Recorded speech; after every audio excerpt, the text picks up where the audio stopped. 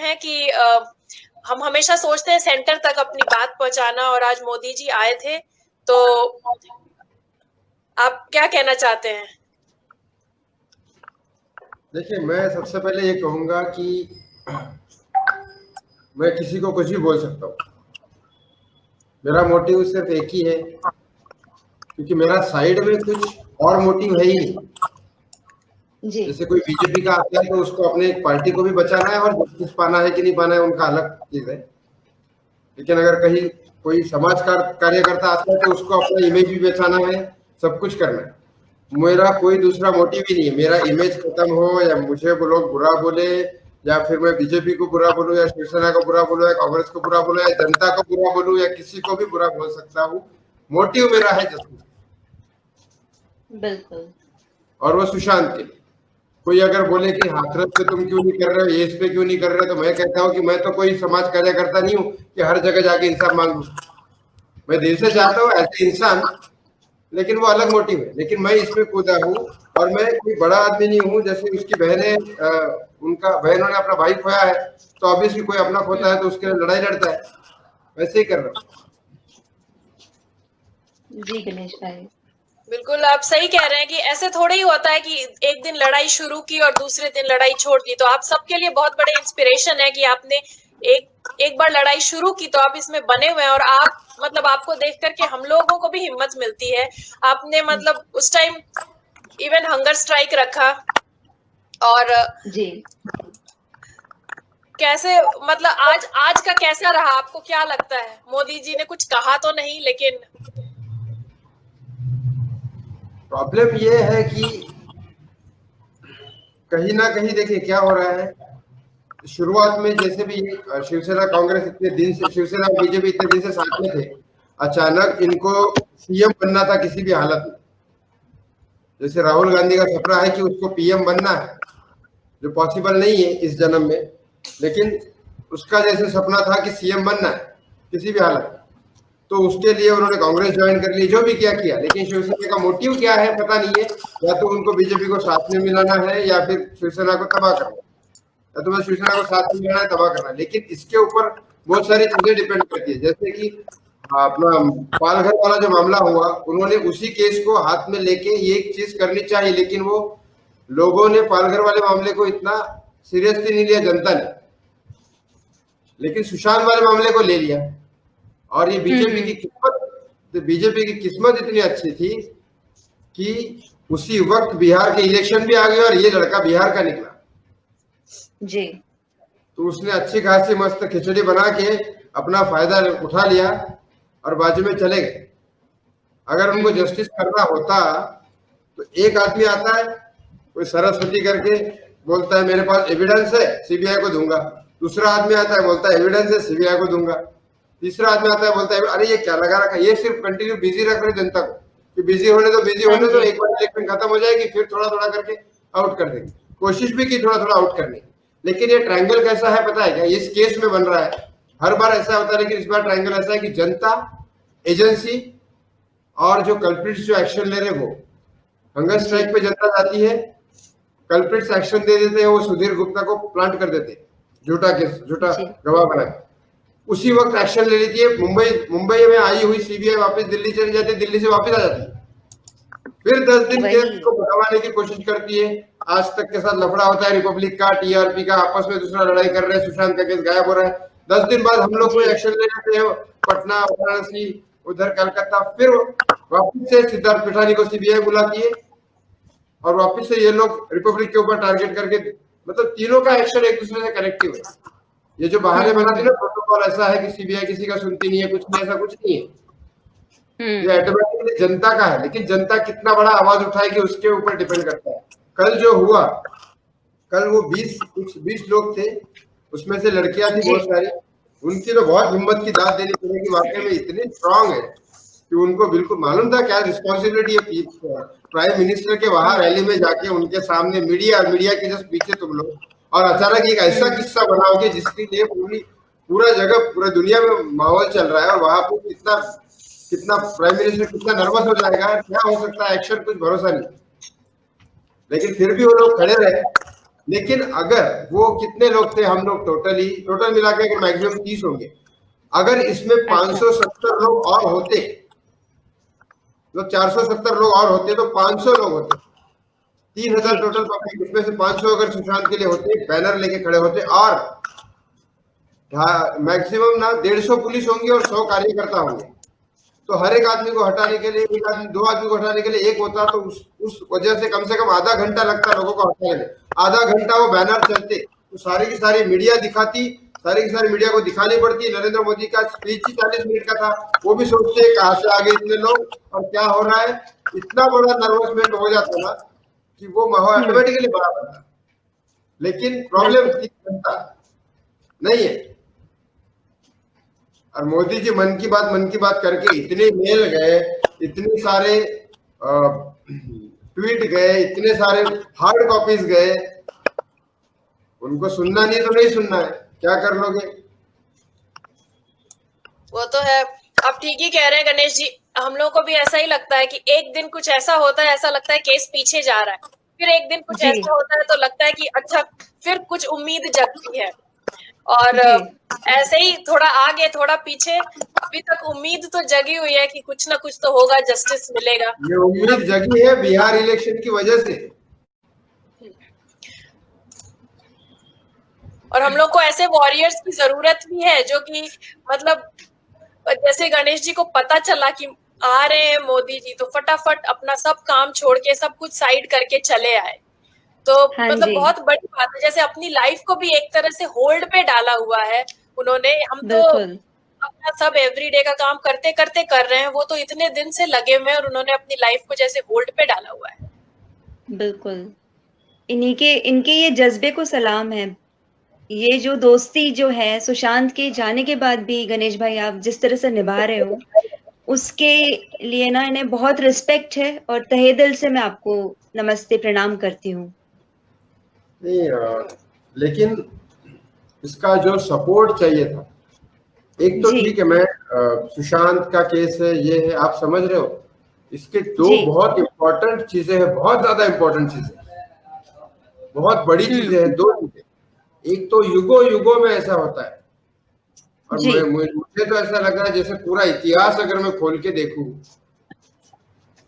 मतलब राम कृष्ण मोहम्मद पैगंबर यीशु विशु सब, माइकल जैक्सन ब्रूसली सब, ऐसा कभी हुआ जी ही नहीं। एक इंसान मरा और उसके लिए पूरी दुनिया ने आवाज उठाया और कुछ लोग मना कर रहे हो, जी न इतना भूतो न इम्पोर्टेंट। भविष्यति। जी सेकंड थिंग, अगर इंडियन गवर्नमेंट के ऊपर या इंडियन के कुछ पावरफुल लोगों के ऊपर से विश्वास हट गया, अगर हट गया, तो जितने इंटरनेशनल लोग रहते हैं इंडियन, उनका इंडियन इंसाफ से विश्वास हट जाएगा। क्या वो हेल्प करेंगे? जी क्या ये इकोनॉमी पे फर्क नहीं पड़ेगा? एक साइकोलॉजिकली इंडियन के आदमी के अंदर कितना अविश्वास पैदा हो जाएगा गवर्नमेंट के लिए। केसेस तो रोज होते हैं, बहुत सारी लड़कियों के साथ बुरा होता है, लोगों के साथ बुरा होता है, लेकिन अगर इंसाफ ही खत्म हो जाए, वो विश्वास खत्म हो जाए। देखो 2 ही चीजें हैं, डर और विश्वास। डर की वजह से कोई बुरा काम नहीं करता, और इंसाफ का विश्वास, इंसाफ मिलेगा इसके लिए वो बदला नहीं लेता, वरना तो यार जंगल राज बन जाता। बिल्कुल कोई चूहा बिल्ली को, चूहे को बिल्ली खा रही है, बिल्ली को कुत्ता खा रहा है, फिर वो शेर तक, फिर वापस से वो सर्कल बन जाता जंगल वाला। वो नहीं है, बिल्कुल क्योंकि और अब सबकी मुहिम जुड़ी है इस केस से, तो इस केस का इंपॉर्टेंस भी इतना बड़ा है। हाँ वो तो जी है। देखिए तभी तो इतने सारे लोग जुड़ने आ रहे हैं, और सब यही कहते हैं ना कि अगर सुशांत सिंह राजपूत को भी जस्टिस नहीं मिलेगा तो फिर किसे मिलेगा। फोर्स के साथ ये जो सब बॉलीवुड वाले ये सुसाइड थ्योरी पुश कर रहे हैं, मतलब आप सबसे बड़े उसके क्या बोलूं, उसको एडवोकेट हैं कि सुशांत सिंह राजपूत जैसा बंदा सुसाइड कर ही नहीं सकता है।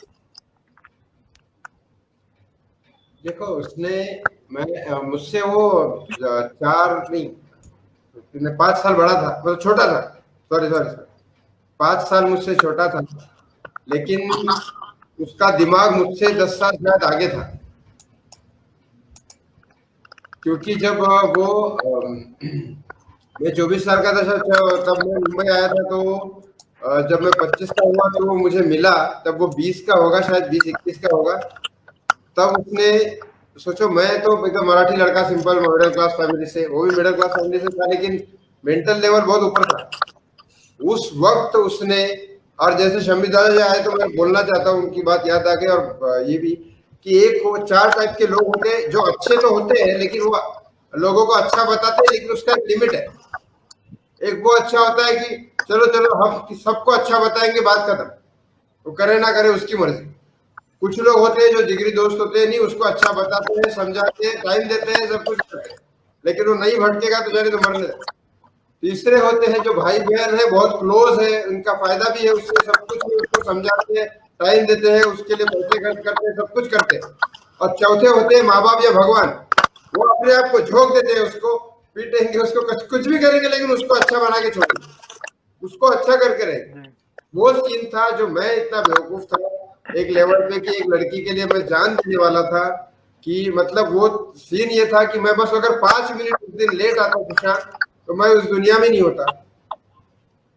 और वहां से निकालने के बाद उसने ये नहीं किया, बल्कि ये बात उसके नजदीक वाले ने भी बताया कि गणेश को छोड़ दे, इसका भरोसा नहीं है, अगर इसको कुछ हो गया तो तू फंसेगा, तेरा भी करियर है, ये है वो है। लेकिन उसने नहीं छोड़ा, उसने नहीं छोड़ा, उसमें से निकाला।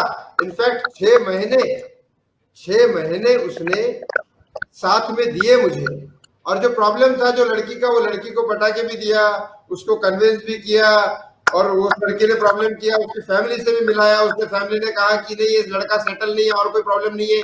तो सेटल करने के लिए इतना टैलेंटेड लड़का अपना काम धाम छोड़ के, स्ट्रगल टाइम पे अपने ऑडिशन छोड़ के मुझे अपने गाड़ी पे घुमा रहा है, मेरे बैनर छपवा रहा है, मेरे क्लासेस डांस किस तरह से सिखाना है। डांस मुझे आता था, कुछ वो सिखाता था, लेकिन किस तरह से सिखाना है, कैसे स्टूडेंट के साथ बिहेव करना है, ये सारी चीजें 6 महीने पूरा ध्यान मेरे ऊपर देके मुझे सेटल करने के बाद वो पवित्र रिश्ता या उसके लिए ऑडिशन देने गया, नादिरा बब्बर वगैरह। इतना कोई किसी के लिए नहीं करता, तो मैं उसका 0.1% ही कर रहा हूँ जितना उसने किया।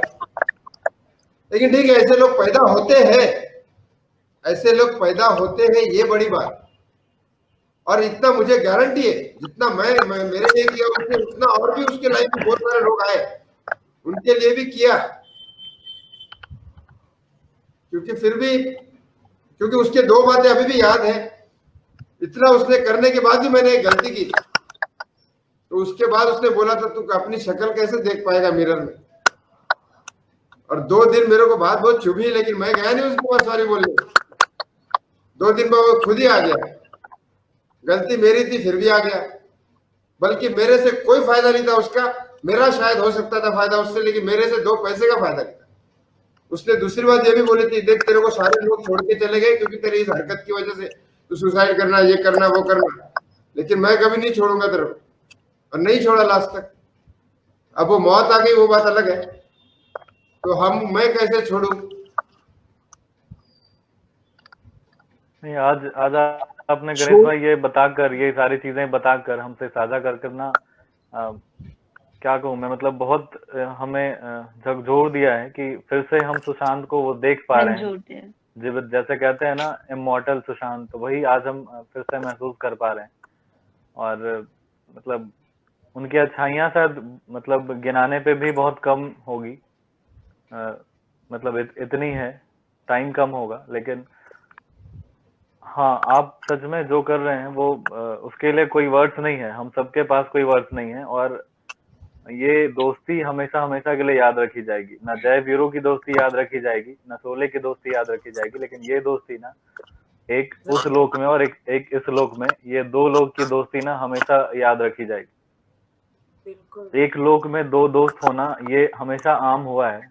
धरती लोक पे दो दोस्त होते थे, लेकिन अब एक पाताल लोक और एक धरती लोक पे दोस्त होना, और दोस्ती निभाना और कैसे निभाई जाती है, उसका आप जीता जाता उदाहरण है। तो बहुत अच्छा लगा कि आपने वो ये होता सब है ना चीजें शेयर कि की। माँ बाप जो बेटे के लिए करते हैं उसको प्यार बोलते हैं, और बेटा जो माँ बाप के लिए करता है उसको फर्ज बोलते हैं। उसमें फर्क इसके लिए है कि शुरुआत माँ बाप करते हैं, तो माँ बाप को बड़ा इसलिए माना जाता है कि शुरुआत वो करते हैं। तो शुरुआत उसने की, और उसकी चक्कर ये है कि आज दुनिया को पता चल रहा है कि मैं बड़ा हूं, लेकिन ऐसा है नहीं। बड़ा वो है, सारी अच्छी चीजें उसने की, मैं तो सिर्फ रिप्लाई कर रहा हूं। लेकिन उसकी चीजें दिखी नहीं ना किसी को, चीजें दिखी नहीं क्योंकि वो बताता नहीं फिरता था ना लोगों को। और ऐसे मेरे जैसे कितने होंगे, 100 होंगे, वो सामने नहीं है, वो अलग बात है। लेकिन यमराज करे उनको थोड़ी कम सजा दे, क्योंकि कहीं ना कहीं उन्होंने कुछ तो पुण्य किए होंगे कि सुशांत के दोस्त थे, सुशांत को मिले। तो भगवान करे वहां नरक में भी उनको थोड़ी कम सजा देगा, क्योंकि भगवान को बोलते ना, भगवान को देखना भी अपने आप में पुण्य है। तो सुशांत को देखना भी अपने आप में एक पुण्य था, तो शायद उनको कम सजा मिले, जो सामने नहीं है। अब ठीक कह रहे हैं गणेश, ये बात तो सही है कि कुछ दिन पहले एक्चुअली किसी ने ये भी शेयर किया था किसी पोस्ट में, मुझे याद आ गया कि सुशांत बहुत ही ब्रेव थे। मतलब एक गीता का ही श्लोक है कि जानते हुए किसी युद्ध में जाना कि मैं जीत जाऊंगा और मैं जीत सकता हूं, लेकिन अभिमन्यु की तरह किसी चक्रव्यूह में जाना जानते हुए कि शायद मैं वापस आ भी नहीं पाऊंगा, फिर भी सही चीज के लिए वो खड़े हुए, फिर भी उन सब लोगों के लिए उन्होंने आवाज उठाई। मतलब अगर सुशांत सिंह राजपूत की जान नहीं गई होती तो उनके आसपास जितने सारे लोगों की जान गई है, उनके लिए तो कोई इंसाफ नहीं मांगता। जी ये ना, ये बहुत क्या होता है पता है क्या, सुदामा जो था ना, उसको कृष्ण की कोई कीमत ही नहीं थी उसकी नजर में, ठीक है। वो उसकी रोटी भी चुरा के खा जाता था, सब कुछ करता था। बाद में कृष्ण राजा था तो उसके घर पे गया भी नहीं था, उसके दिमाग में ये था कि शायद पहचानेगा नहीं, ये वो सब चीजें थी। तो वो है कि मैं उसको पहचान नहीं पाया, लेकिन वो इतना बड़ा सवाल था, इतनी उसके अंदर, सही में भगवान का बेटा बोल सकते हैं उसको, क्योंकि वो आज भी मरने के बाद भी सिर्फ बॉलीवुड साफ करके नहीं जा रहा, ड्रग्स साफ करके जा रहा है, बॉलीवुड साफ करके जा रहा है, entertainment industry, politician industry, media industry, public के अंदर का जो सारी एक not even in India, all over the world, हर एक चीज, छोटी से छोटी चीजें, और वन बाय वन ना सारी चीजें लोग लाल भी रहे। जैसे शायद उसकी बहनों ने डाला था कि टीका देने की वो पेड़ लगाओ, एक एक चीज, और मुझे लगता है कि ये ना वापिस से बहुत अच्छी खूबसूरत, जिसमें जिस धरती पे हम लोग रह सकते हैं, ऐसी कुछ बना के जाए, जो उसको जिंदा रहते टाइम करना था। लेकिन उसकी आखिरी इच्छा यही थी कि मैं सबके दिमाग में जाके देखूं कि कौन क्या सोचता रहता है, उसके बारे में नहीं। जो अगर सोचेगा कि मैं आपके दिमाग में जाके मेरे बारे में क्या सोचता हूँ ये सोचे, वो तो सेल्फिश हो गया। वो ये सोचता है कि सबके दिमाग में जाके, मेरा लास्ट सपना है कि सबके दिमाग में जाके लोग क्या क्या सोचते हो मैं जानूं। और आज शायद वो सबके दिल में बैठ चुका है और लास्ट इच्छा पूरी कर रहा है, क्योंकि उसको सब पता शायद। जी हाँ, उन्होंने बोला था एक इंटरव्यू में कि वो जाना चाहते हैं, देखना चाहते हैं कि कौन क्या सोचता है, मैं सबकी सोच देखना चाहता हूँ। यानी इतना उत्सुक था वो लड़का हर एक चीज सीखने में, करने में। भगवान को न जाने क्या मंजूर था।